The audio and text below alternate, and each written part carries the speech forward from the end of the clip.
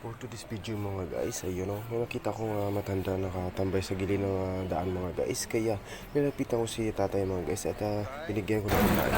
Pagkaon tayo. Ay, ano yan eh? Saong kasing-kasing tayo. Ay, tubig.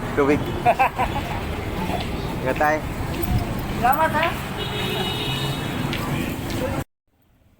Yun na mga guys, nakahanda na yung ating ipamimigay na pagkain mga guys. Ayun o, simple na ito mga guys. At sana mabusog itong ating mabibigyan nito mga guys sa loob nito. Ayun na mga guys, sa aking paglalakad mga guys, may nakita ko matanda mga guys, nakatambay sa gilid ng mga daan mga guys. Ayun o, naisip ko mga guys na bigyan si tatay ng pagkain mga guys dahil tanghaling tapat mga guys, baka nagugutom si tatay mga guys. Ayun o, ihanda ko yung king bibigay na pagkain mga guys. Maswerte talaga yung mga tirahan mga guys. Si tatay dyan ano siya nakatambay araw-araw mga guys, ninudaanan na siya ng mga tao. Kapit na tayo kay tatay mga guys dahil nakahanda na yung ating pagkain na ibibigay sa kanya mga guys. Ayun, maglakad muna ako mga guys patungo kay tatay mga guys. Ayun, sobrang init talaga ng panahon nito mga guys.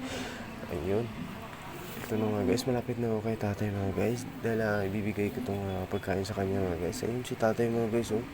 Ayun, sobrang kawawa ni tatay guys. Mukhang nagugutom na si tatay mga guys, kaya lalapitan na natin mga guys at bibigay itong pagkain para sa kanya mga guys. Ayun oh. Sana palagi niyo suportahan mga guys para marami pa akong matulungan mga guys. Tay, pagkaon tayo. Ay, ano yan eh? Saong kasing-kasing tayo. Ay, tubig. Ingat tayo. Salamat ha?